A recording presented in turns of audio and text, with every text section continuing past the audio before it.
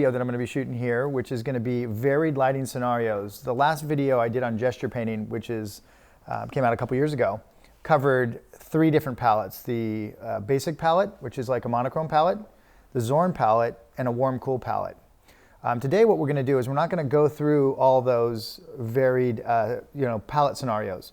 Instead, what we're going to do is use an uncontrolled palette. So I've opened the range of the palette a little bit. You'll see some supplemental colors that aren't normally on my palette, just because we're going to have a lot of different colored lighting scenarios. We're going to have different situations where I want some convenience colors to be able to grab quickly. I'm going to start on a tone canvas here. I don't always do that, and I won't always do that in the sequence of paintings. It just depends on, again, the lighting I'm working with, how I'm feeling that day. Now this lighting creates a chord down the middle, here, down the lip. So we're going to have a chord coming, we have a light coming from this side and a light coming inside, dominant on this side, subdominant on that side. Because it's gesture and we need to move efficiently and quickly, I don't mean to rush and be careless, but I want efficiency in our movements. Therefore, you'll see me squint, look up there, squint, analyze, and then execute. So what I'm doing right now is the timer just went off and it kind of alerted me that I'm pretty much coming to the end of this little gesture here.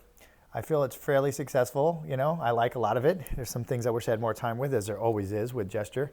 But overall, I feel like it's a good indication of what dual lighting, subtle dual lighting, I didn't use over-the-top dual lighting. The rim lighting that we're going to do next will be similar to this lighting situation, and it'll be very dominant rim, and so it'll be more almost like a quintessential dual. But both dual and rim are very close relatives of each other, and as a result, they're going to be pretty similar. So we'll do a little more intense one on the next one. And this is going to be cold light planes with warm shadows with cool reflected light. When I do this stuff, it's really kind of playtime. You're really trying to get the color to be just really how unique, how fun. I'm not even trying to be different, just trying to have fun with it. And I found that when you do that, a lot of stuff falls into place. It's not as much work. It feels natural. Trying to fake make up cool color and have these preconceived ideas of what it's supposed to be like. When you start doing that, then you're really starting to kind of kid yourself. You're kind of almost lying to yourself with it. I seldom will find an artist I like, find their palette, and have to go out and buy every color. I know that's not the secret to their success. I know they're not good because of the colors that are on their palette. It's because of their problem-solving ability in their brain, which they've acquired through hard work and diligent study. And that's where it's coming from. And most importantly, have fun, stay in the paint, and keep working these exercises on a weekly basis, monthly basis, yearly basis, and give yourself a year doing these exercises and see the growth.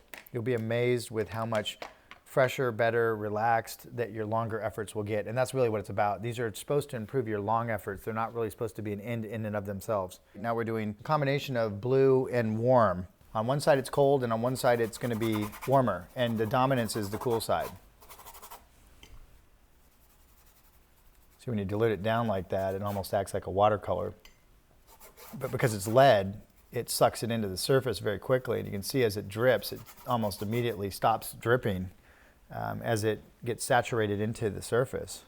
And that's, again, something that you're not seeing as much in some of the other surfaces we were experimenting with today or using, was that kind of absorption. Really the key right now is eradicate the hot spots, the white spots on the canvas, because they're annoying, and get down to getting that covered so we can start to manipulate the form and get everything kind of working for us here. This is kind of thesis lighting. This is really complex color manipulation. Let's get like the orbicularis again under this far eye established. Remember the key here, and this is more challenging than some of our past ones because color harmonies are so unique. It takes a little bit more time to digest them and to get your mind to be able to lock onto them. Again, putting those finishing touches on.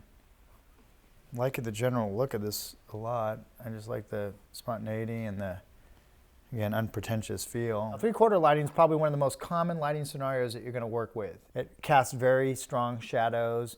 I'm not dabbing at the painting. That's really not the best way to paint. Most of the time you'll see me flip it from here to here to here. And I use terp, generous amount of terp, and I just want to get the paint in, but it's a slightly porous surface. It has a texture to it. So in order for it to get in there, I have to scrub. It's all about efficiency right now. We don't need to make it any harder than it already is. So we kind of want to cover some real estate here in a very efficient manner. But at this point in the painting, I'm just trying to, again, have some fun. One thing, it's hard to study anatomy. It's dry, it's boring, it's difficult. There's no easy way to teach it. There's no easy way to learn it. It's a badge. It's kind of a it's one of your rites of passage as a painter. You have to, that perspective. There's a lot of them, you know. But anatomy, you just can't paint really, really good stuff without really knowing what you're doing with your anatomy. To me, this is a really advanced color chart. That's all it is, really. It's a head, but it's a color chart. And I'd rather do these than sit with little squares and mix out different hues and values of color and try to learn color that way. I want to learn it in a practical sense. I want to go outdoors, let nature teach me it. Set up a lighting situation and manipulate it and play around with it and see what the colors are capable of doing. How far can you push them before they break? How much can you get away with? Develop an identity that's your identity with color. How do you see color? Not how did you read it out of a book. I strive for, again, soulful color manipulation. I'm trying to learn how to bend color, move color. I'm trying to learn how to work efficiently.